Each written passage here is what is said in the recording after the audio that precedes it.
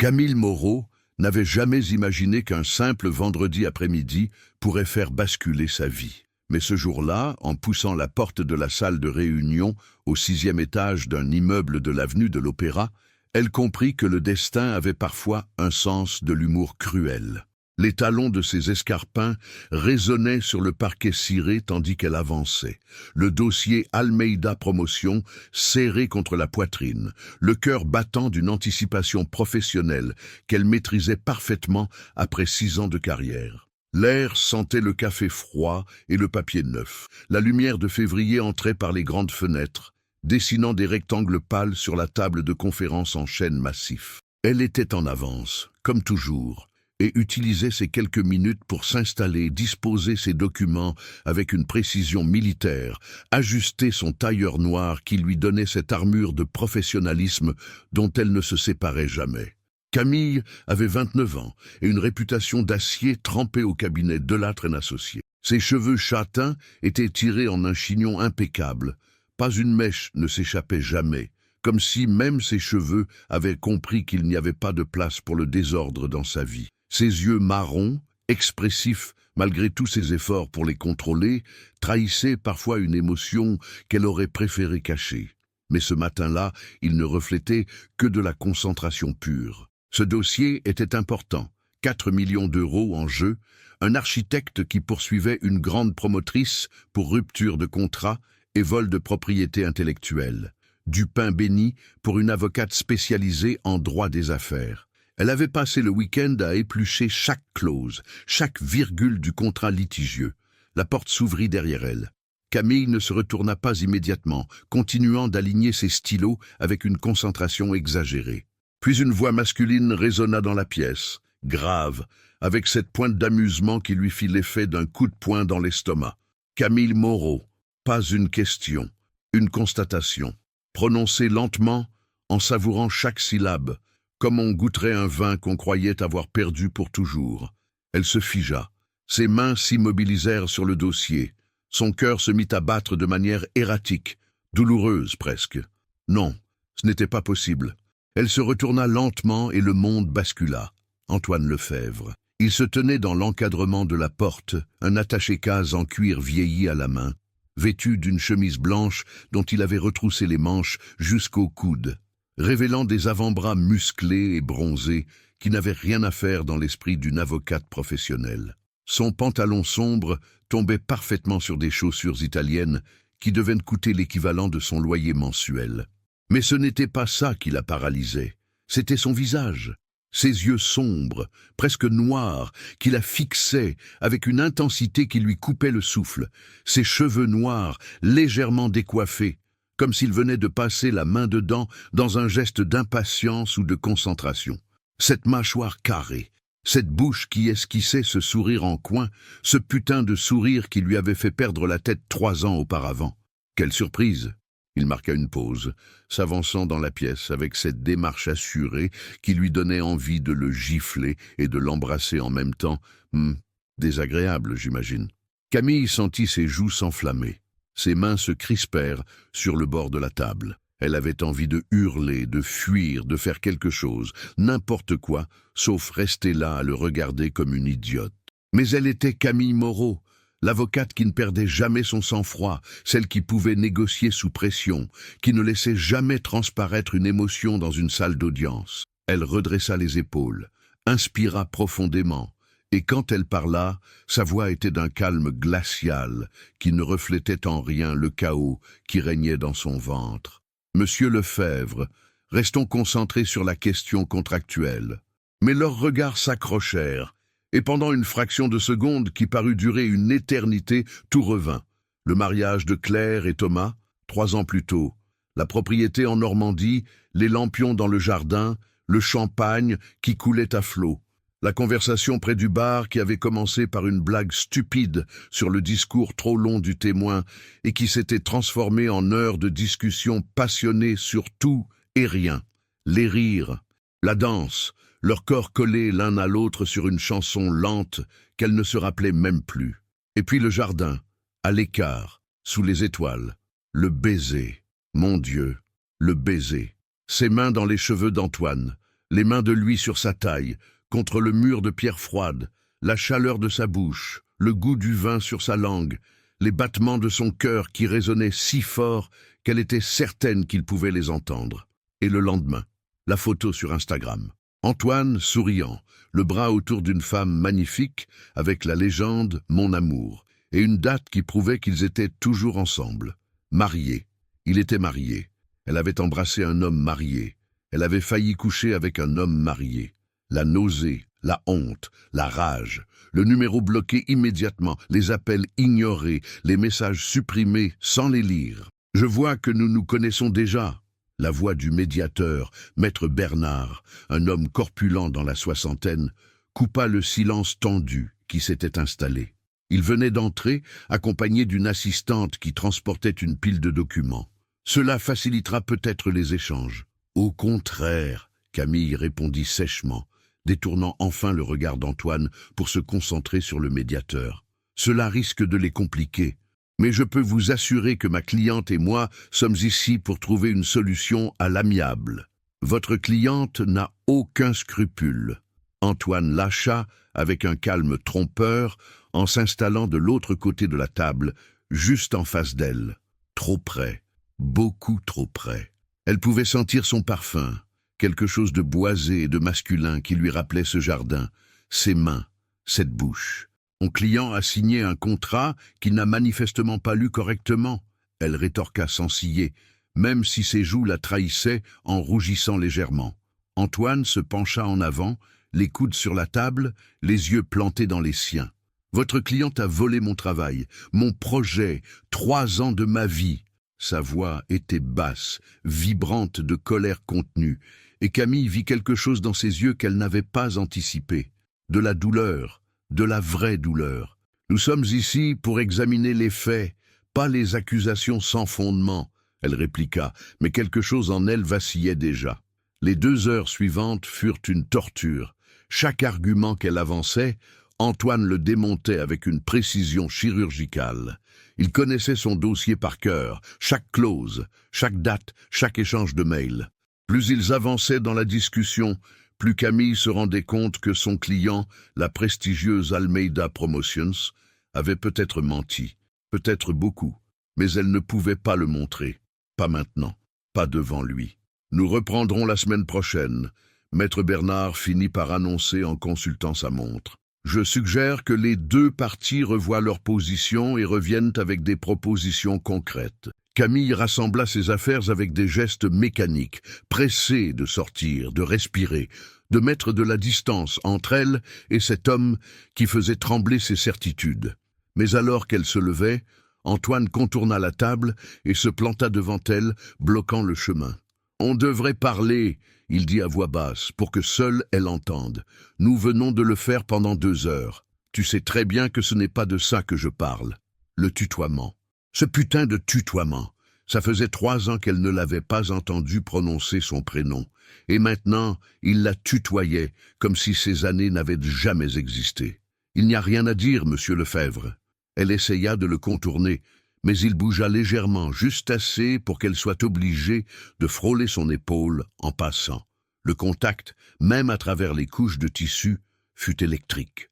Elle accéléra le pas, sortit de la salle, de l'immeuble, descendit les marches 4 à 4 malgré ses talons qui lui torturaient les pieds.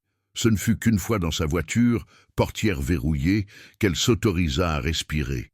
Ses mains tremblaient sur le volant.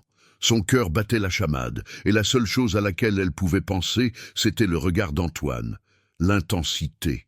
La façon dont il l'avait regardée, comme s'il pouvait voir à travers toutes ses défenses, tous ses mensonges, directement jusqu'à cette partie d'elle-même qu'elle avait murée il y a 3 ans. « Merde !» elle murmura, en appuyant son front contre le volant. « Merde, merde, merde !» Mais ce que Camille ne savait pas, c'est qu'Antoine, resté dans la salle de réunion, regardait par la fenêtre la voiture noire disparaître dans la circulation parisienne, les mains enfoncées dans les poches pour les empêcher de trembler, un sourire douloureux aux lèvres. Il l'avait retrouvée, enfin. Et cette fois, il n'allait pas la laisser s'échapper. Les jours suivants furent un enfer de travail acharné et de nuits blanches. Camille s'enferma dans son bureau du cabinet Delattre & Associés, un espace vitré qui donnait sur la Seine et les toits de Passy, entouré de piles de documents, de codes juridiques annotés et de tasses de café froid. Elle cherchait quelque chose, n'importe quoi, qui prouverait qu'Antoine avait tort, que son client était innocent, que cette histoire de vol de projet n'était qu'un malentendu ou une exagération d'artiste susceptible. Mais plus elle creusait, plus les fondations de son argumentation s'effritaient. Les contrats étaient ambigus, les dates ne correspondaient pas. Les échanges de mails entre la direction d'Almeida et les services techniques révélaient des zones d'ombre inquiétantes. Et surtout, il y avait ces plans, ces esquisses architecturales qu'Antoine avait déposées 6 mois avant que la construction ne débute. Des plans dont les similitudes avec le projet final étaient troublantes. Tu as l'air épuisé, Camille sursauta. Sophie, sa meilleure amie et collègue au cabinet, venait d'entrer sans frapper, 2 cafés fumants à la main. Grande, rousse, avec un sens de l'humour décapant et 0 patience pour les conneries, Sophie était probablement la seule personne au monde devant qui Camille baissait sa garde. « Je suis épuisé », Camille admit en acceptant le café avec un soupir de gratitude. « Le dossier Almeida, ou le fait que ton adversaire soit le type que tu as embrassé à mon mariage il y a 3 ans ?» Camille faillit recracher son café. « Comment tu, chérie, j'ai des yeux et une mémoire. Antoine Lefebvre, architecte sexy, vous avez disparu ensemble pendant 2 heures dans le jardin. Le lendemain, tu étais d'humeur massacrante et tu refusais d'en parler. Ça ne nécessite pas d'être détective. » Camille ferma les yeux, la tasse chaude réchauffant ses paumes glacées. « Il était marié, Sophie. Il était séparé. » Sophie corrigea doucement en s'asseyant sur le coin du bureau. « Je le sais parce que Thomas, mon cher époux, le connaît depuis le lycée. Antoine et son ex étaient séparés depuis des mois quand ils sont venus au mariage. Elle a insisté pour maintenir les apparences sur les réseaux sociaux à cause de leur fille. Mais ils ne vivaient même plus ensemble. Le monde s'arrêta de tourner. Ou quoi? Tu l'as jugé sur une photo Instagram sans lui donner la chance de s'expliquer. » Les mots tombèrent comme des pierres dans l'estomac de Camille. Elle se leva brusquement, fit quelques pas vers la fenêtre, les bras croisés sur la poitrine dans une posture défensive. « Il aurait dû me le dire. Il a essayé. Thomas m'a raconté qu'Antoine l'avait appelé complètement paniqué le lendemain parce que tu avais disparu, bloqué son numéro, et qu'il ne comprenait pas ce qui s'était passé. La culpabilité, cette sensation lourde, poisseuse, qui se répandait dans sa poitrine comme du plomb fondu, elle l'avait jugé. Elle avait fui sans poser de questions, sans lui donner une chance, exactement ce qu'elle reprochait à son ex-fiancé de lui avoir fait 3 ans auparavant, assumer le pire sans chercher la vérité. « Sophie, je ne peux pas. Ce dossier, c'est 4 millions d'euros et ta réputation. Je sais. Mais c'est aussi ta vie, Camille. Et tu as passé les 3 dernières années à te cacher derrière le travail. Je ne me cache pas. Tu te caches. Tu te caches depuis Julien. » Le nom tomba comme une gifle. Julien, son ex-fiancé, l'homme qu'elle avait aimé, en qui elle avait eu confiance, qui l'avait humilié publiquement la veille de leur mariage, en la trompant avec une collègue. L'homme qui avait transformé la femme ouverte et confiante qu'elle était en cette version durcie, méfiante, qui ne laissait personne approcher. « Ce n'est pas juste, » Sophie reprit plus doucement. « Antoine n'est pas Julien, et tu mérites d'être heureuse. » Camille ne répondit pas. Elle ne pouvait pas, parce que quelque part, au fond d'elle-même, elle savait que Sophie avait raison. Mais avouer cela signifierait baisser sa garde, accepter d'être vulnérable de nouveau. Et elle n'était pas sûre d'en avoir le courage. La 2e séance de médiation arriva plus vite qu'elle ne l'aurait souhaité.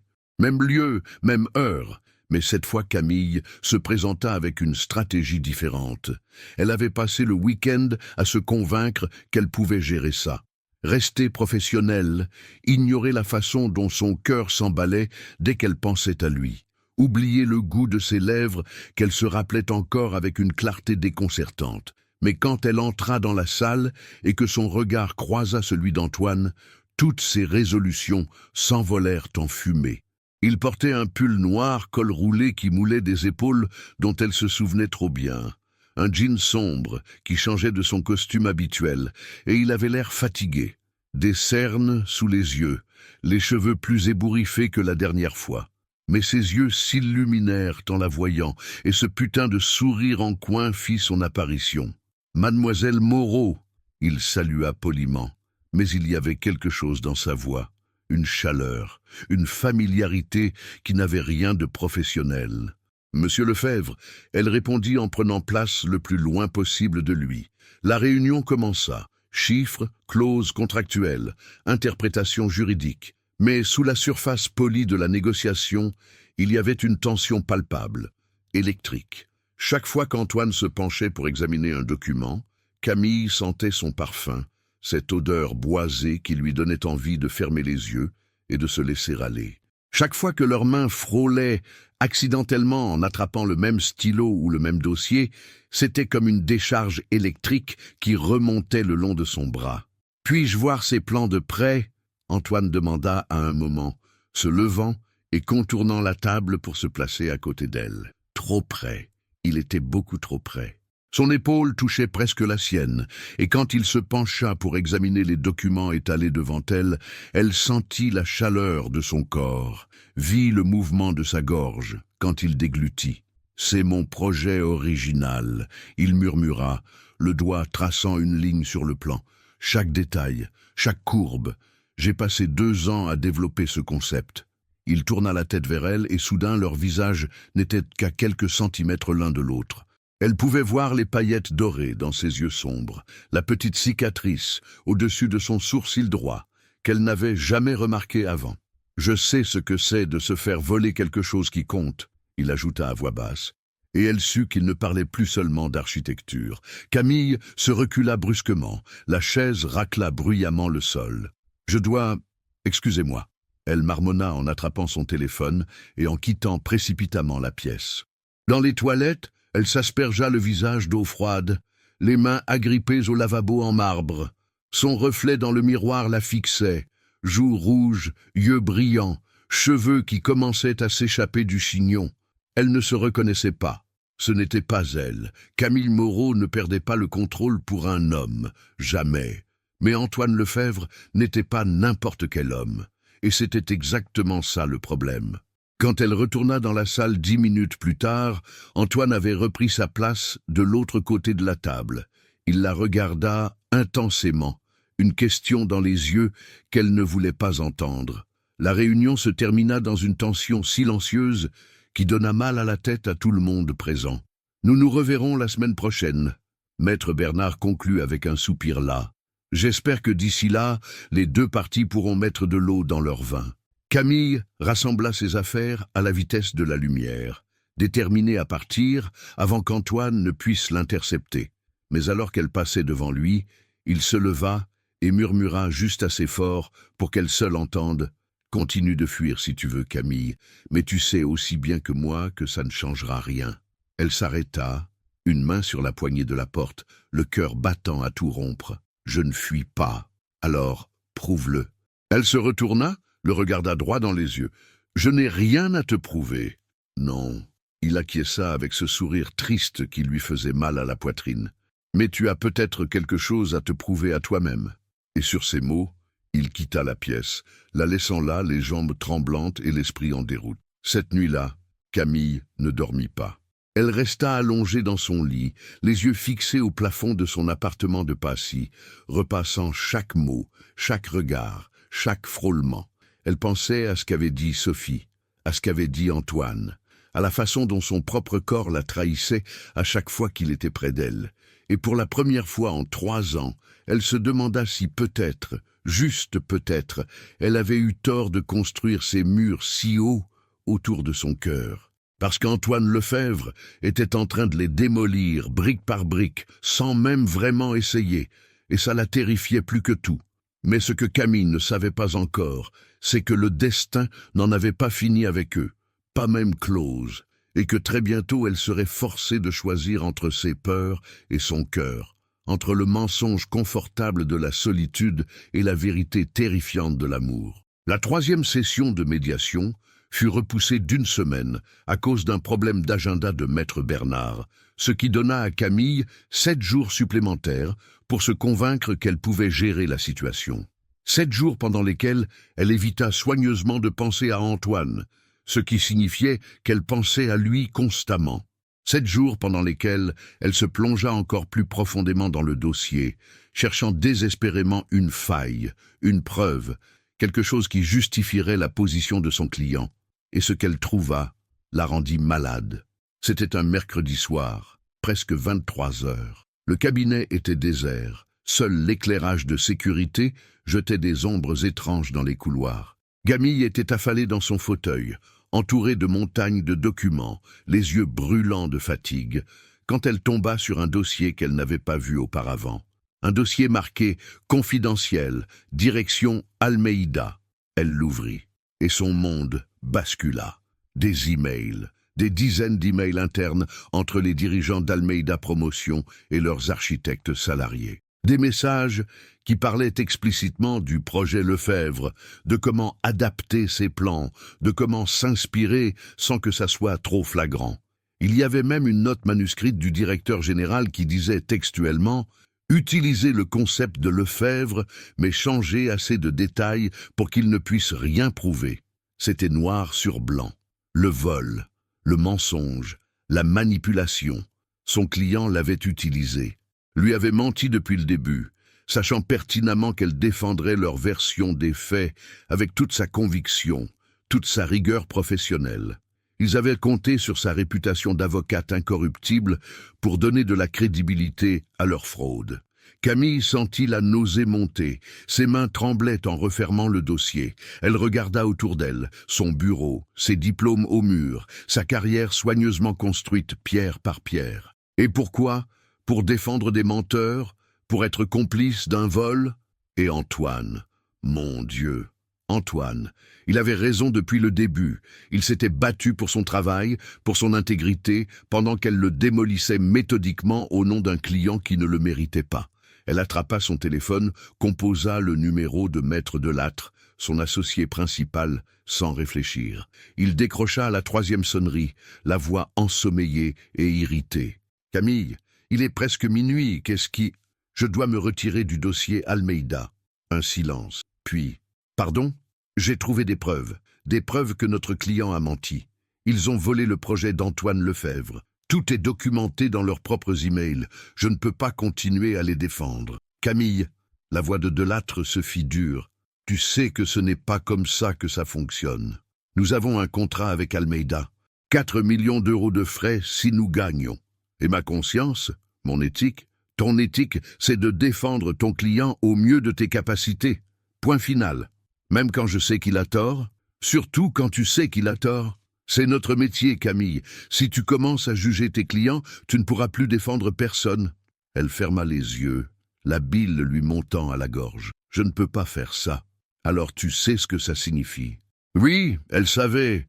Démission, perte de réputation, 3 ans à reconstruire une carrière ailleurs. Mais en regardant ces documents étalés devant elle, en pensant au visage d'Antoine quand il parlait de son projet volé, elle sut qu'elle n'avait pas le choix. « Je vous enverrai ma lettre de démission demain matin. Camille, ne fais pas ça, réfléchis. Dors là-dessus. »« J'ai déjà réfléchi. Bonne nuit, maître. » Elle raccrocha avant qu'il ne puisse répliquer, les mains tremblant tellement qu'elle faillit lâcher le téléphone. Puis, dans un geste qu'elle saurait plus tard être l'un des plus importants de sa vie, elle prit son téléphone et envoya un message à Antoine. « Il faut qu'on parle. Demain, 10 heures, café Le Procope, rue de l'Ancienne Comédie, s'il te plaît. » Elle fixa l'écran, le cœur battant. 1 minute passa. 2, puis 3 petits points apparurent, signe qu'il écrivait. « J'y serai. » Camille rassembla ses affaires, éteignit les lumières de son bureau pour la dernière fois en tant qu'associé de Delattre & Associés, et rentra chez elle sous une pluie fine qui commençait à tomber sur Paris. Cette nuit-là non plus, elle ne dormit pas, mais pour une raison différente. Pour la première fois depuis 3 ans, Camille Moreau faisait quelque chose pour elle, pas pour sa carrière, pas pour sa réputation, pour elle, et ça faisait un putain de bien. Le Procope était presque vide à 10 heures du matin, la clientèle habituelle n'arrivant qu'après midi. Camille était installée à une table au fond, une tasse de café noir devant elle qu'elle n'avait pas touchée, les mains jointes sur ses genoux pour les empêcher de trembler. Elle avait mis un jean et un pull en cachemire gris, les cheveux détachés pour une fois, tombant en vagues souples sur ses épaules. Pas de maquillage, juste elle, fatiguée, nerveuse, mais étrangement en paix avec sa décision. La porte s'ouvrit. Antoine entra, les cheveux trempés par la pluie qui tombait toujours, une veste en cuir noir sur un t-shirt blanc. Il la chercha du regard, et quand il la trouva, quelque chose dans son expression se détendit. Il s'avança vers elle, mais n'osa pas s'asseoir immédiatement. « Bonjour », il dit simplement. « Bonjour, assieds-toi ». Il s'installa en face d'elle, commanda un café d'un geste au serveur qui passait, puis se tourna vers elle, attendant. Camille prit une grande inspiration. « Je voulais te dire… » Elle commença, puis s'arrêta, cherchant ses mots. « J'ai trouvé des preuves que mon client, que Almeida Promotions, a effectivement volé ton projet. C'est documenté dans leurs emails internes. Ils savaient exactement ce qu'ils faisaient. » Les yeux d'Antoine s'élargirent légèrement. « Tu en es sûr ? J'en suis certaine, et je démissionne du cabinet ce matin, je ne peux pas continuer à les défendre. » Le silence qui suivit fut assourdissant. Antoine la fixait comme s'il la voyait pour la première fois. « Pourquoi ?» il finit par demander. « Pourquoi tu ferais ça ? Ce dossier, c'est énorme pour ta carrière. »« Parce que c'est juste, » elle répondit simplement. Puis, après une hésitation, « et parce que tu avais raison, depuis le début, et je suis désolé. Désolé de ne pas t'avoir cru, désolé d'avoir été du mauvais côté. » Antoine secoua la tête, passa une main dans ses cheveux mouillés. « Camille, je ne sais pas quoi dire. Tu n'as rien à dire. J'ai fait une copie de tous les documents compromettants. Ils sont à toi. Tu peux les utiliser pour gagner ton procès. » Elle sortit une enveloppe Kraft de son sac, la posa sur la table entre eux. Antoine la regarda comme si elle contenait de la dynamite. « Tu pourrais avoir des problèmes pour ça, secret professionnel. »« Je sais, mais je m'en fous. Camille !» Mais avant qu'il ne puisse finir, elle se leva brusquement, attrapant son sac. « Il faut que j'y aille. J'ai une lettre de démission à écrire. »« Attends !» Il se leva aussi, contourna la table, se planta devant elle. Trop près. Encore une fois, trop près. Elle pouvait sentir la chaleur de son corps, voir les gouttes de pluie qui perlaient encore dans ses cheveux. « Merci !» il dit, et sa voix était si sincère, si chargée d'émotion, que Camille sentit sa gorge se serrer. « Merci d'avoir fait la bonne chose. C'est le minimum, » elle murmura. « Non, ce n'est pas le minimum. C'est énorme. Et je sais ce que ça te coûte. » Leurs regards se verrouillèrent.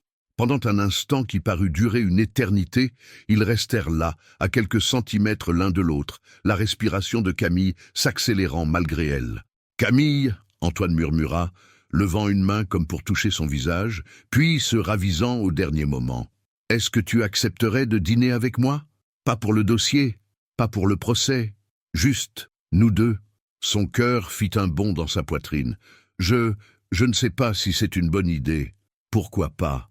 Parce que je ne suis pas sûre de pouvoir te faire confiance, » elle admit, la voix tremblante. « Parce que la dernière fois que j'ai fait confiance à quelqu'un, j'ai eu le cœur brisé.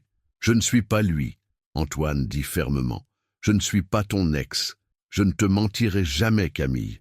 Jamais. » Elle voulait y croire. Mon Dieu, comme elle voulait y croire.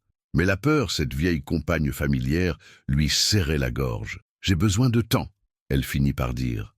Antoine hocha la tête, même si la déception était visible dans ses yeux. « D'accord, prends le temps qu'il te faut, mais sache que je ne vais nulle part. » Camille quitta le café sans se retourner, mais elle sentit son regard sur elle jusqu'à ce qu'elle disparaisse au coin de la rue. Les jours suivants furent un tourbillon administratif. Lettre de démission, récupération de ses affaires personnelles sous les regards désapprobateurs des collègues, confrontation houleuse avec Maître Delattre qui menaça de la poursuivre pour manquement au devoir. Mais Camille tint bon. Elle avait fait son choix et elle l'assumerait.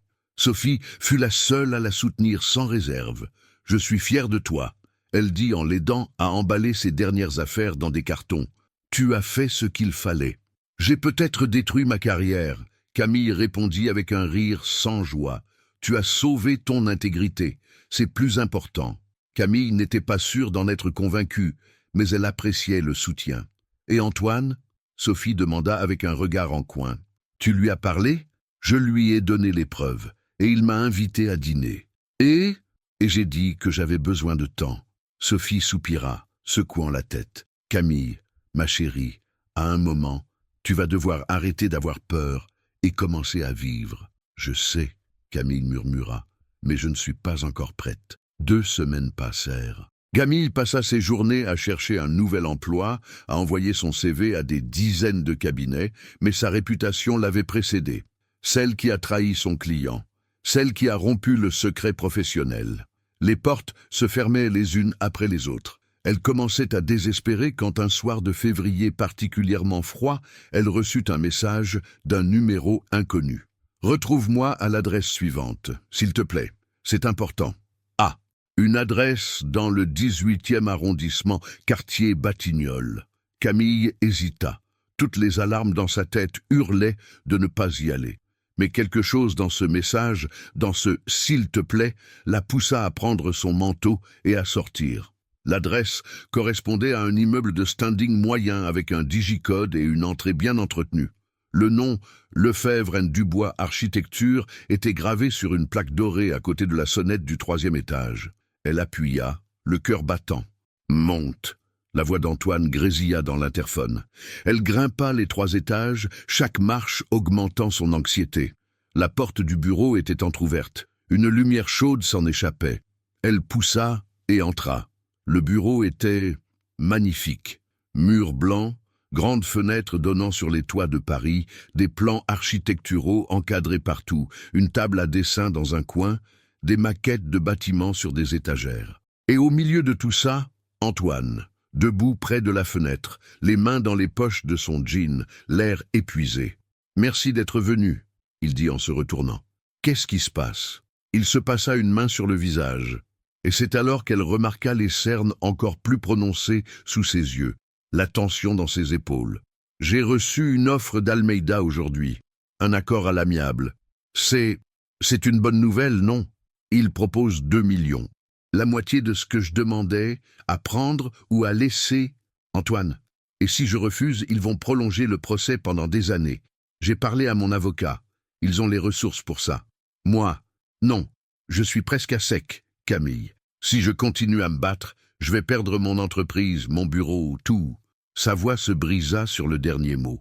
Camille sentit son cœur se serrer douloureusement. « Qu'est-ce que tu vas faire ?»« Je ne sais pas. » il admit, et l'impuissance dans sa voix lui donna envie de le prendre dans ses bras. « Toute ma vie, j'ai bâti des choses, des bâtiments, des projets, des rêves, et maintenant je dois choisir entre mon intégrité et ma survie. » Camille s'avança, réduisant la distance entre eux. « Tu n'es pas obligé d'accepter. »« Non.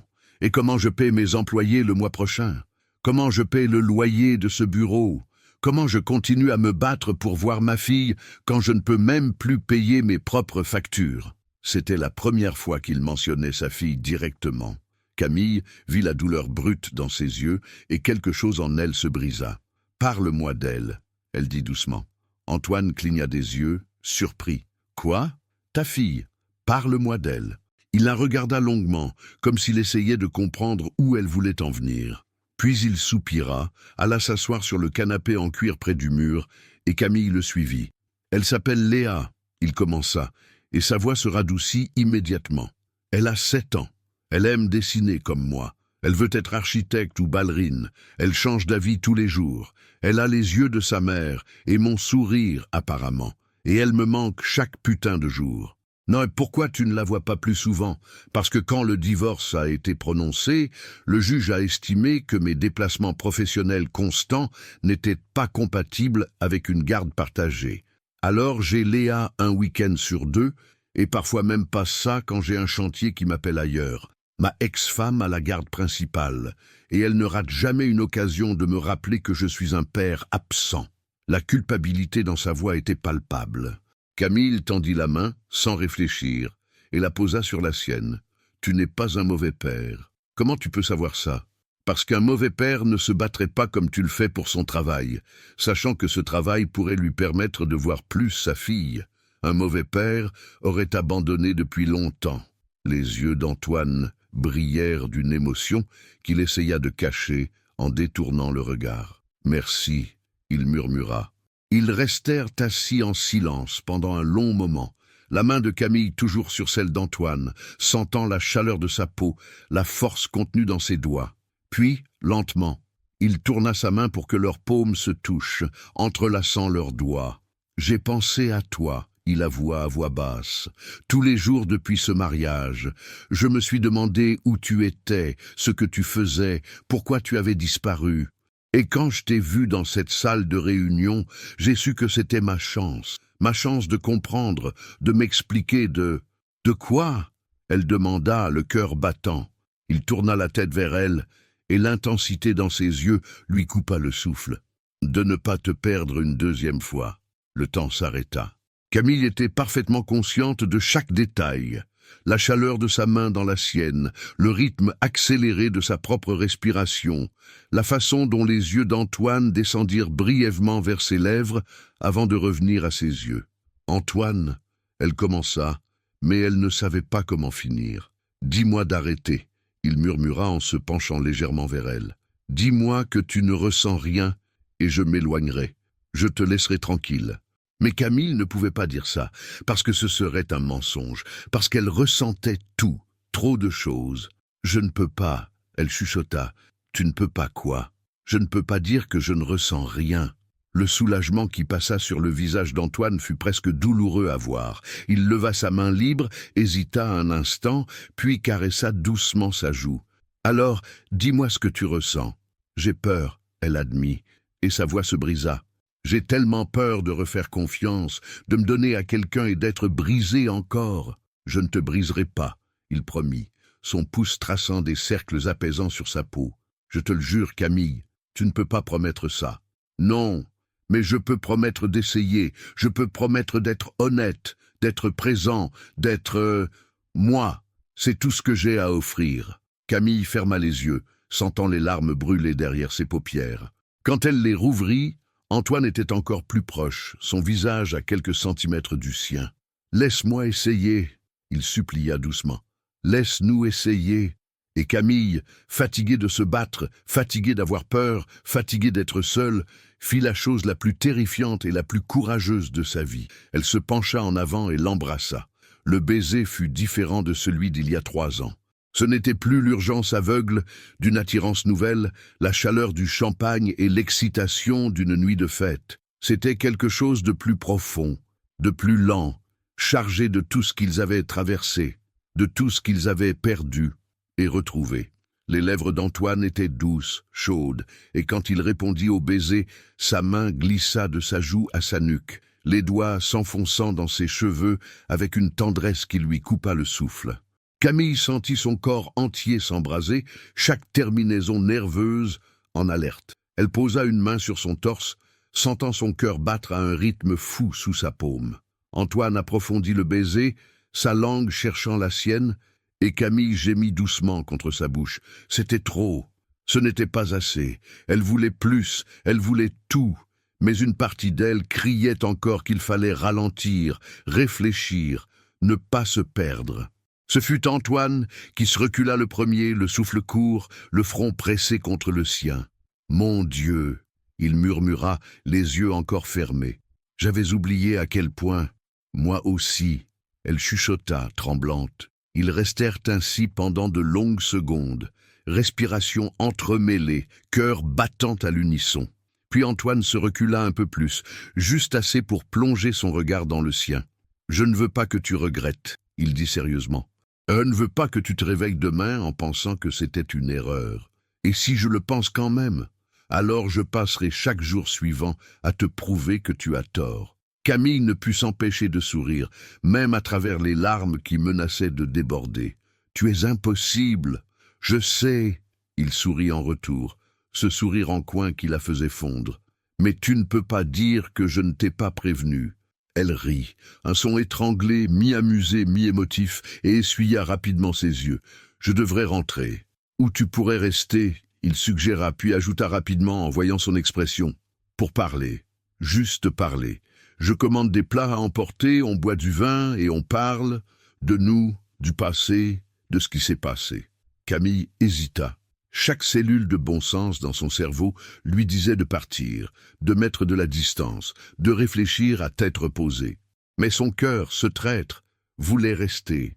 D'accord, elle finit par dire, mais juste parler, il promit, même si la façon dont ses yeux s'attardaient sur ses lèvres suggérait qu'il trouvait ça aussi difficile qu'elle. 1 heure plus tard, ils étaient assis par terre dans le bureau, des boîtes de nourriture thaïlandaise étalées entre eux, une bouteille de vin rouge à moitié vide. Camille avait retiré ses chaussures, les jambes repliées sous elle, et pour la première fois depuis des semaines, elle se sentait légère. « Alors raconte-moi », elle dit entre 2 bouchées de pad thaï. « Qu'est-ce qui s'est vraiment passé avec ton mariage ?» Antoine s'adossa contre le canapé, faisant tourner son verre entre ses mains. « On s'est mariés trop jeune », il commença. « J'avais 25 ans, elle 23. On s'aimait, ou du moins, on croyait s'aimer. Mais on n'était pas faits l'un pour l'autre. Elle voulait la stabilité, une vie de famille traditionnelle. Moi, je voulais voyager, créer, explorer. Quand Léa est née, j'ai essayé, vraiment essayé. Mais chaque projet me demandait d'être ailleurs, et chaque absence creusait un fossé plus grand entre nous. Elle ne comprenait pas ton travail. Elle ne voulait pas comprendre. Pour elle, si je l'aimais vraiment, je choisirais de rester. Mais mon travail, ce n'est pas juste un emploi. C'est qui je suis, et elle ne pouvait pas l'accepter. Camille hocha la tête, comprenant parfaitement. « Et toi ?» il demanda. « Ton ex-fiancé, qu'est-ce qui s'est passé ?» Elle prit une longue gorgée de vin, rassemblant son courage. Il s'appelait Julien, on était ensemble depuis 3 ans. Il travaillait dans le même cabinet que moi. C'était confortable, stable, prévisible. Je pensais que c'était ça l'amour. Mais la veille de notre mariage, je suis passé au bureau pour récupérer des documents et je l'ai trouvé dans la salle de conférence avec une collègue. Ils étaient... Elle s'interrompit, la scène toujours aussi vive dans son esprit. Ça durait depuis 6 mois. Tout le monde le savait sauf moi. J'étais la dernière à le découvrir, l'idiote qui croyait encore aux contes de fées. Camille. Le pire, ce n'était même pas la trahison, elle continua, les larmes lui brûlant les yeux. C'était l'humiliation. Devoir annuler le mariage, rembourser les invités, voir les regards de pitié. Tout le cabinet savait, tous mes collègues, mes clients.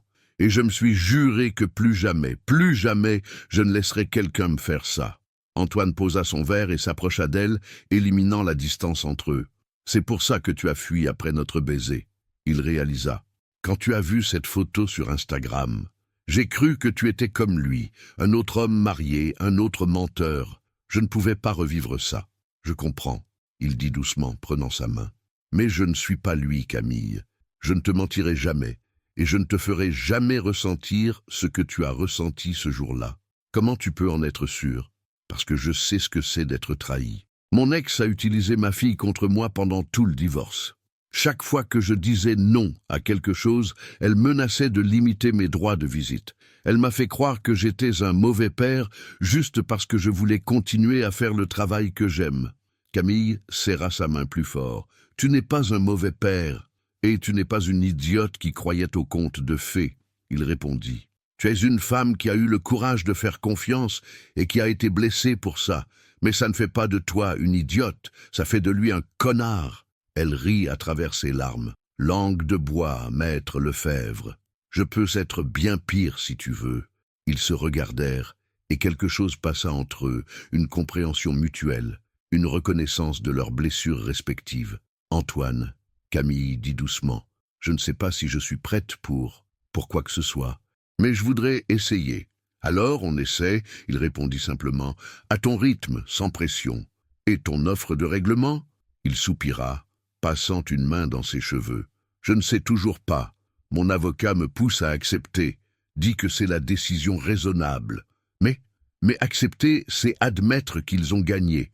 C'est leur dire que l'argent et le pouvoir l'emportent toujours sur la justice. » Camille resta silencieuse un moment, réfléchissant. « Et si tu n'étais pas seule dans ce combat ?» Il fronça les sourcils. « Qu'est-ce que tu veux dire ? Je veux dire que je pourrais t'aider. Pas officiellement, je n'ai plus de cabinet.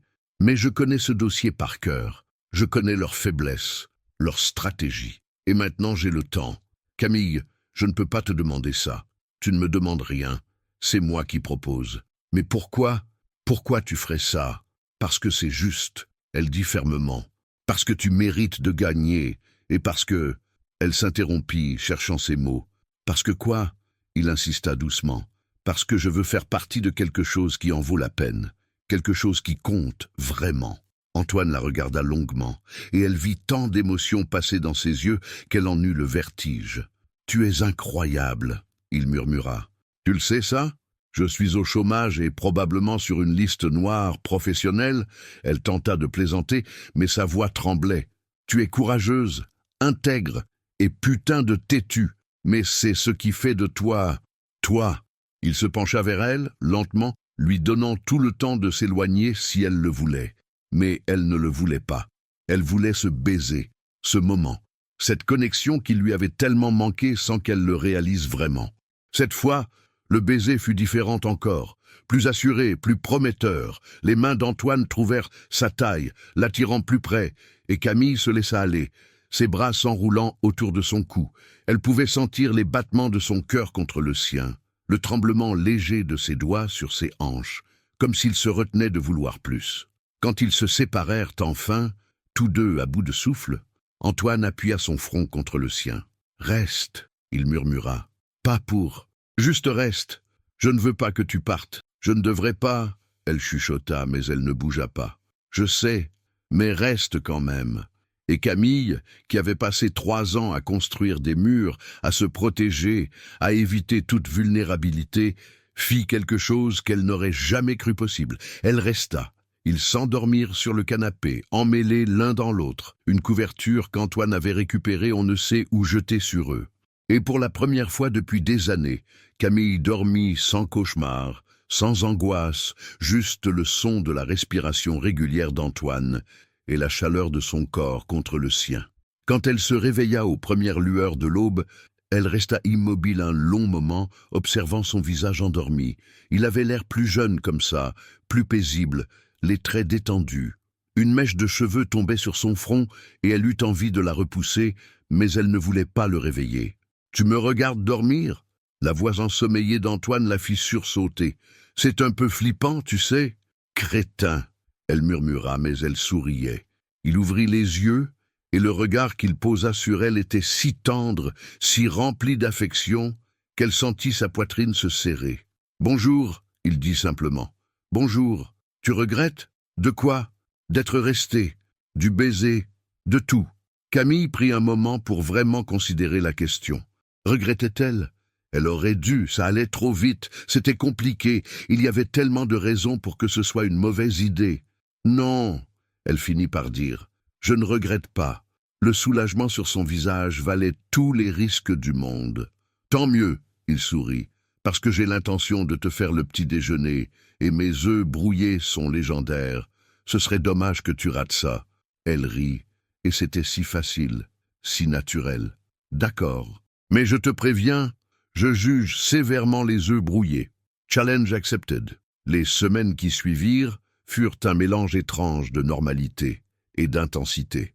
Camille passait ses journées à aider Antoine à préparer son dossier, décortiquant chaque élément, construisant une stratégie pour refuser l'offre d'Almeida et aller au procès. Il travaillait côte à côte dans son bureau, entouré de plans architecturaux et de documents juridiques, et quelque part entre les débats sur les clauses contractuelles et les discussions sur la jurisprudence, ils tombèrent amoureux. Pas de la façon fulgurante et dramatique des films. Non, c'était plus subtil que ça. C'était dans la façon dont Antoine lui apportait du café exactement comme elle l'aimait, sans qu'elle ait besoin de le demander. C'était dans la façon dont Camille se surprenait à rire de ses blagues stupides sur l'architecture. C'était dans les regards qui s'attardaient un peu trop longtemps, les mains qui se frôlaient en passant un document, les silences confortables qui n'avaient pas besoin d'être remplis. C'était dans les baisers volés entre 2 révisions de dossiers de plus en plus fréquents, de plus en plus intenses. Dans la façon dont les mains d'Antoine traçaient des chemins sur sa peau qui la faisaient frissonner, dans la façon dont elle se surprenait à vouloir plus, toujours plus, même si une partie d'elle avait encore peur de se donner complètement. « Tu es distraite », Antoine nota un après-midi alors qu'ils examinaient des plans. « Non, Tu regardes ma bouche depuis 10 minutes. » Elle sentit ses joues s'enflammer. « C'est faux, c'est vrai. » Il sourit, se penchant vers elle. « Mais c'est bon à savoir que je ne suis pas le seul. » Le seul quoi? À être complètement obsédé. Il l'embrassa, et c'était comme si quelque chose se déverrouillait en elle à chaque fois. Ses mains trouvèrent les cheveux d'Antoine, les tirant légèrement, et elle sentit son gémissement contre ses lèvres. Ses mains à lui descendirent le long de son dos, s'arrêtant juste au-dessus de sa taille, hésitante. « Camille, » il murmura contre sa bouche, « si on ne s'arrête pas maintenant. »« Mais alors, ne t'arrête pas !» Elle chuchota en retour. Ce fut tout ce qu'il fallait. Antoine l'attira sur ses genoux, approfondit le baiser avec une intensité qui lui coupa le souffle. Les mains de Camille déboutonnèrent la chemise, explorant le torse ferme en dessous, sentant ses muscles se contracter sous ses doigts. Les mains de lui trouvèrent la fermeture éclair de sa robe, la descendant lentement, révélant la peau pâle en dessous. « Oh, tu es sûr ?» Il demanda une dernière fois, les yeux sombres de désir, mais aussi remplis d'une tendresse qui fit fondre ses dernières résistances. « Je suis sûr. » Ce qui se passa ensuite fut à la fois doux et passionné, une découverte mutuelle qui effaça 3 ans de solitude et de méfiance. Chaque toucher était une promesse, chaque baiser une déclaration silencieuse. Quand ils s'unirent enfin, Camille sentit quelque chose se réparer en elle, quelque chose qu'elle croyait définitivement brisé. Plus tard, allongés sur le canapé du bureau, une couverture jetée sur eux, les corps encore entrelacés, Antoine traça des motifs paresseux sur son épaule nue. « Je t'ai cherché pendant 3 ans, » il avoua doucement. « J'ai même envisagé d'engager un détective privé à un moment. »« Pourquoi tu ne l'as pas fait ?»« Parce que je voulais que tu reviennes de ton plein gré. Je ne voulais pas te forcer. » Camille se tourna pour le regarder. « Et si je n'étais jamais revenu? Alors j'aurais passé ma vie à me demander ce qui aurait pu se passer. »« Antoine, je sais que c'est trop tôt. » Il l'interrompit. « Je sais qu'on devrait ralentir, être raisonnable. Mais je ne peux pas, je ne veux pas. Je veux tout, Camille. Je veux les matins, les soirs, les disputes stupides et les réconciliations. Je veux... Moi aussi. » Elle chuchota, posant un doigt sur ses lèvres. « Je veux ça aussi, et ça me terrifie. Alors, on sera terrifiés ensemble. » Elle sourit, se blottissant contre lui. « Ça me va, mais ce que ni l'un ni l'autre ne savaient, c'est que leur bonheur fragile était sur le point d'être mis à l'épreuve d'une façon qu'ils n'auraient jamais pu imaginer. Parce que la vie, avec son timing impeccable et cruel, avait d'autres plans, et dans 3 semaines, tout allait changer. Continue. En attente de commande. 3 semaines plus tard, Camille se réveilla avec une nausée qui la força à courir aux toilettes. Elle mit ça sur le compte du stress du procès qui approchait à grands pas. Antoine avait refusé l'offre d'Almeida, et l'audience était fixée dans 1 mois. Ils passaient presque toute leur nuit ensemble, soit chez lui, soit chez elle, à préparer la défense, à peaufiner chaque argument. Mais la nausée persista, le lendemain, puis le surlendemain, accompagné d'une fatigue écrasante et d'une sensibilité inhabituelle aux odeurs. Camille n'était pas idiote. Elle savait exactement ce que ces symptômes signifiaient, mais son cerveau refusait de l'accepter. Ce fut Sophie qui, lors d'un déjeuner improvisé, remarqua qu'elle n'avait pas touché à son vin et repoussait son assiette avec une grimace. « Camille, » elle dit lentement, posant sa fourchette, « quand est-ce que tu as eu tes dernières règles ?» Le sang de Camille se glaça. Je ne sais pas. Avec tout ce qui s'est passé, je n'ai pas fait attention. Mon Dieu, tu crois que... Non, Camille nia immédiatement, même si son cœur battait la chamade. Non, ce n'est pas possible. On a fait attention. Attention n'est pas infaillible, tu le sais. Camille ferma les yeux, la panique montant en elle comme une vague. Je ne peux pas être enceinte. Pas maintenant. C'est trop tôt, trop rapide. Antoine et moi, on vient à peine de... On n'est même pas vraiment ensemble officiellement. Chérie, vous êtes ensemble depuis des semaines et vous êtes inséparables. Tu es chez lui plus que chez toi. Mais un bébé, Sophie, un bébé. Je n'ai même pas de travail stable. Je viens de démissionner. Ma carrière est en ruine. Et Antoine, mon Dieu, Antoine a déjà une fille qu'il voit à peine. Comment il réagirait à ça? Il n'y a qu'un seul moyen de le savoir, Sophie dit doucement. D'abord, tu fais un test. Ensuite, tu lui parles. Camille passa par la pharmacie sur le chemin du retour, achetant 3 tests différents. Dans son appartement, assise sur le carrelage froid de la salle de bain, elle attendit les résultats, les mains tremblantes, positifs. Les 3. Elle s'effondra contre le mur, les larmes coulant silencieusement sur ses joues. Un bébé.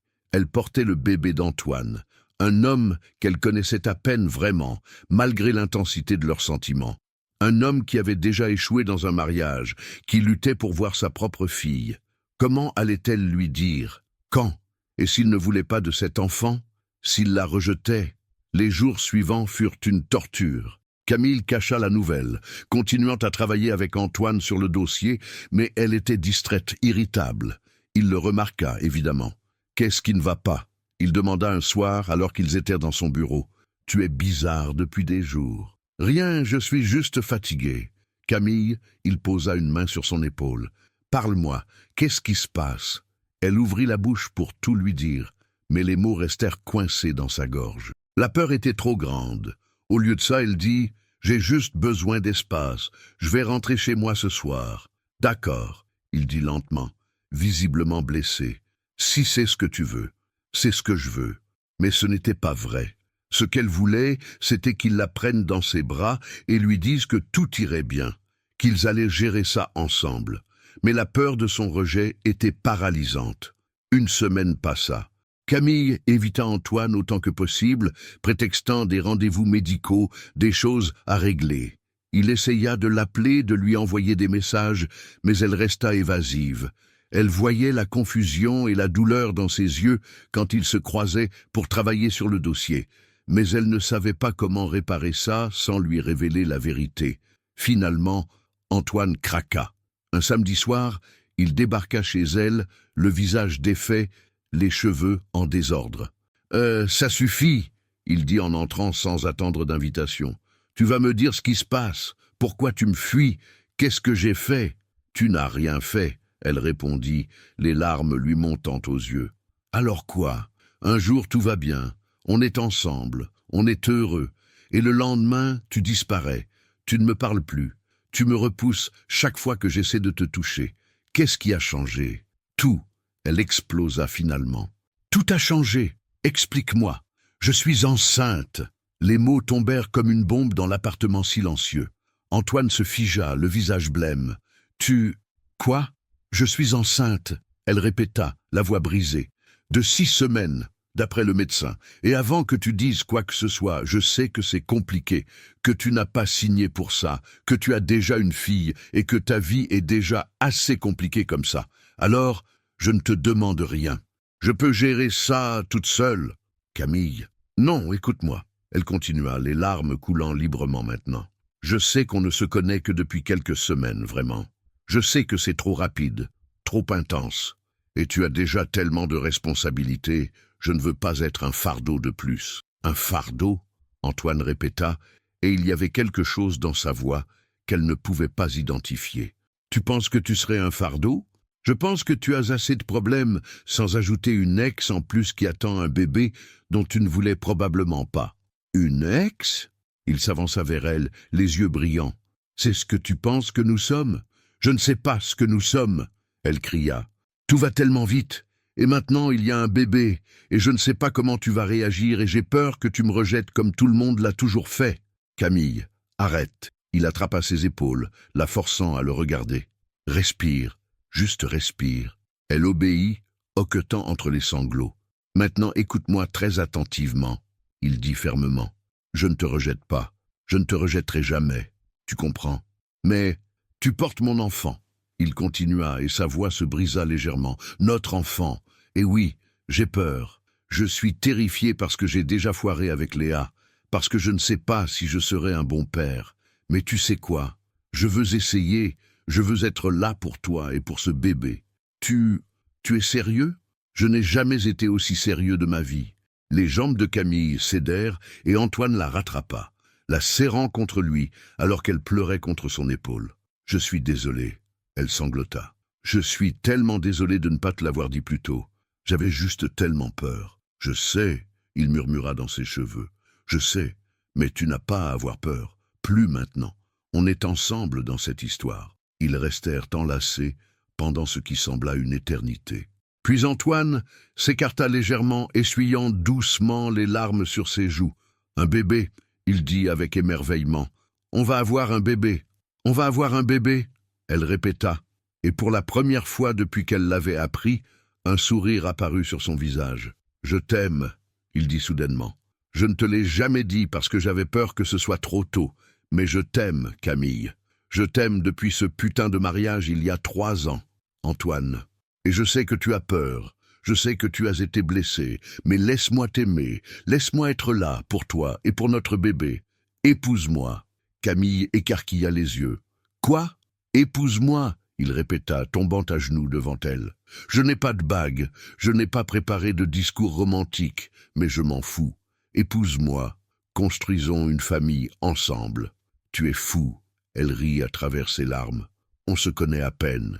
Je te connais assez pour savoir que je ne veux personne d'autre, que je ne voudrais jamais personne d'autre. » Camille le regarda. Cet homme impossible qui était entré dans sa vie comme une tornade, qui avait démoli tous ses murs, qui lui offrait tout, sans garantie. « Oui, » elle murmura. « Oui, je veux t'épouser. » Le sourire qui illumina le visage d'Antoine aurait pu éclairer tout Paris. Il se leva d'un bond, la souleva dans ses bras et la fit tourner, riant comme un fou. « Tu vas être ma femme », il dit contre ses lèvres avant de l'embrasser. « Et on va avoir un bébé. On va avoir un bébé », elle répéta, encore sous le choc de sa propre décision. Mais c'était la bonne décision. Elle le savait dans ses os. Le procès contre Almeida Promotions fut gagné 2 mois plus tard. Avec les preuves fournies par Camille et une défense solide, le juge trancha en faveur d'Antoine, lui accordant non seulement les 4 millions réclamés, mais aussi des dommages supplémentaires pour préjudice moral. La victoire fut écrasante, mais la vraie victoire pour Antoine et Camille était ailleurs. Ils se marièrent dans une petite cérémonie à la mairie du 6e arrondissement avec Sophie et Thomas comme témoins. Camille portait une robe blanche simple qui dissimulait à peine son ventre de 4 mois. Antoine ne pouvait pas arrêter de sourire, et même Léa, la fille d'Antoine, était présente, tenant un petit bouquet de fleurs et déclarant fièrement que sa belle-mère était la plus jolie dame du monde. L'ex-femme d'Antoine avait été surprise par la nouvelle, mais étonnamment supportive. La victoire au procès avait permis à Antoine de stabiliser ses finances, de réduire ses déplacements et d'établir un meilleur équilibre vie professionnelle-personnelle. Elle avait vu le changement en lui, la façon dont Camille l'avait transformé, et pour le bien de Léa, elle avait accepté. Camille, quant à elle, avait ouvert son propre cabinet, spécialisé dans la défense des créatifs et des artistes en litige de propriété intellectuelle. Les clients affluaient, attirés par sa réputation d'intégrité. Les mois de grossesse passèrent dans un tourbillon d'émotions. Antoine était le partenaire le plus attentionné, présent à chaque rendez-vous médical, massant ses pieds gonflés, satisfaisant ses envies alimentaires les plus étranges à 3 heures du matin. « Tu es sûr que tu veux des cornichons avec de la glace ?» il demandait, dubitatif, mais déjà en train d'enfiler sa veste. « Le bébé veut des cornichons avec de la glace », elle répondait avec un sourire. « Le bébé a des goûts douteux », il murmurait, mais il partait quand même. Quand Gabriel naquit par une froide nuit de janvier, après 14 heures d'un accouchement éprouvant, Antoine pleura. Pas les larmes discrètes qu'on essuie rapidement, non, de vraies larmes de joie et de soulagement. Il tint son fils dans ses bras, ce petit être parfait avec les yeux de sa mère et les cheveux noirs de son père, et jura de ne jamais refaire les mêmes erreurs. « Salut, mon bonhomme !» il chuchota contre le front du bébé. « Je suis ton papa, et je vais faire de mon mieux pour être à la hauteur. » Camille, épuisée mais rayonnante, observait la scène avec un amour si intense qu'il lui faisait mal à la poitrine. « Tu es déjà à la hauteur », elle murmura. 2 ans et demi plus tard, leur appartement de Batignolles était un joyeux chaos. Gabriel, maintenant un petit bonhomme de presque 3 ans, avec l'énergie infinie des tout-petits, courait partout avec sa grande sœur Léa, qui venait passer les week-ends. Des jouets jonchaient le sol, des dessins d'architecture côtoyaient des dessins d'enfants sur le réfrigérateur, et l'odeur du café se mêlait à celle des crêpes du dimanche matin. Camille, en pyjama et cheveux ébouriffés, tentait de convaincre Gabriel de manger ses céréales pendant que Léa racontait avec animation sa dernière semaine d'école. Antoine, torse nu et pantalon de pyjama bas, préparait plus de crêpes que nécessaire parce qu'il ne savait jamais s'arrêter. « Papa, Gabriel a mis ses céréales dans mes cheveux !» Léa protesta. « Gabriel, on ne met pas de céréales dans les cheveux de sa sœur. » Antoine répéta pour la 10e fois cette semaine. « Mais c'est rigolo !» Le petit garçon argumenta avec la logique imparable d'un enfant de 3 ans. Camille échangea un regard complice avec Antoine par-dessus la table, et ils éclatèrent de rire en même temps. « Notre vie est un cirque, » elle dit. « Le plus beau des cirques, » il répondit. Plus tard, après que les enfants furent couchés, après que Léa eut été raccompagnée chez sa mère, après que l'appartement eut été, tant bien que mal, rangé, Antoine et Camille se retrouvèrent sur le canapé, enlacés dans le silence confortable de 2 personnes qui n'ont pas besoin de mots pour se comprendre. « Tu te souviens de cette nuit, il y a 3 ans, au mariage de Claire ?» Antoine murmura, jouant distraitement avec ses cheveux. « Comment je pourrais oublier ?» Elle sourit. « Tu m'as embrassé dans le jardin et le lendemain je t'ai bloqué. J'allais te chercher de toute façon, tu sais, même sans ton numéro. J'aurais retourné tout Paris s'il l'avait fallu. Tu aurais fait ça.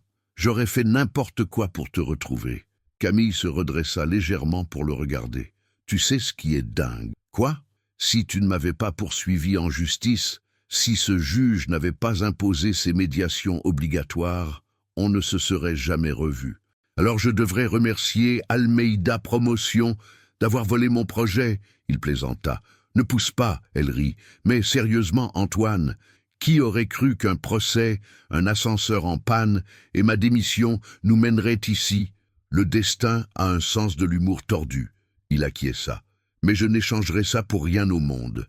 Même pas contre 4 millions d'euros, même pas contre tous les millions du monde. » Elle l'embrassa doucement, un baiser lent et tendre qui n'avait rien à voir avec la passion des débuts, mais tout à voir avec l'amour profond et ancré qu'ils avaient construit ensemble. « Je t'aime », elle murmura contre ses lèvres. « Je t'aime aussi, pour toujours c'est long, pas assez long avec toi. » Dehors, Paris scintillait sous les lumières nocturnes. Quelque part dans la ville, d'autres histoires commençaient, d'autres cœurs se brisaient et se réparaient, d'autres destins s'entremêlaient, mais dans ce petit appartement de Batignolles, entouré des traces de leur vie construite ensemble, Camille et Antoine avaient trouvé ce que tant de gens cherchent toute leur vie, un chez-soi, pas un lieu, mais une personne.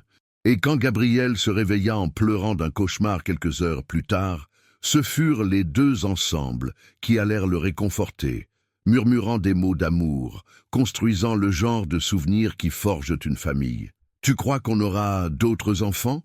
Camille demanda plus tard, de retour au lit. « Tu en veux d'autres ? Peut-être, un jour, quand Gabriel sera plus grand. Alors, on en aura d'autres. » Il sourit dans l'obscurité. « Autant que tu voudras. Tu dis ça maintenant, mais attends de voir. Chaque jour avec toi est une aventure. Autant faire en grand. » Elle se blottit contre lui, écoutant les battements réguliers de son cœur. « Antoine ? Merci. Pourquoi ? Pour ne pas avoir abandonné, pour avoir insisté, pour m'avoir aimé même quand je ne savais pas comment me laisser aimer. Camille. » Il resserra son étreinte. « C'est toi qui m'as sauvé. Tu m'as donné une raison de me battre, une raison d'être meilleur. Tu m'as redonné ma vie. Alors on est quitte, largement, dans le silence qui suivit, alors que le sommeil commençait à les gagner tous les deux. Camille pensa à tout le chemin parcouru, de cette femme brisée et méfiante qui jurait de ne jamais refaire confiance, à cette femme épanouie, mère et épouse, qui avait appris que l'amour valait tous les risques. Et Antoine, de son côté, pensait à la femme qui avait disparu de sa vie comme un fantôme et qui était revenue comme une révélation. La femme qui l'avait défié, poussé, aimé malgré ses défauts et ses erreurs passées. Il s'était trouvé dans le chaos d'une salle d'audience. Il s'était retrouvé dans l'intimité forcée d'un ascenseur en panne. Et il s'était choisi, encore et encore, malgré les obstacles, malgré les peurs, malgré tout, parce que c'est ça, l'amour véritable. Pas les papillons dans le ventre des premiers jours, aussi merveilleux soient-ils, mais le choix conscient, répété chaque matin, de construire quelque chose ensemble, de se battre non pas l'un contre l'autre, mais l'un pour l'autre, et dans ce petit appartement parisien, au son de la respiration paisible de leur fils dans la chambre voisine, entourés de rêves réalisés et de promesses tenues, Camille et Antoine s'endormirent, enlacés, en paix, chez eux, et ainsi se termine notre histoire. Si vous avez aimé, abonnez-vous, likez et partagez avec ceux qui aiment les romances. Quel a été le moment qui vous a le plus touché? Dites-le moi dans les commentaires. Merci pour votre temps. Que Dieu vous bénisse et à bientôt.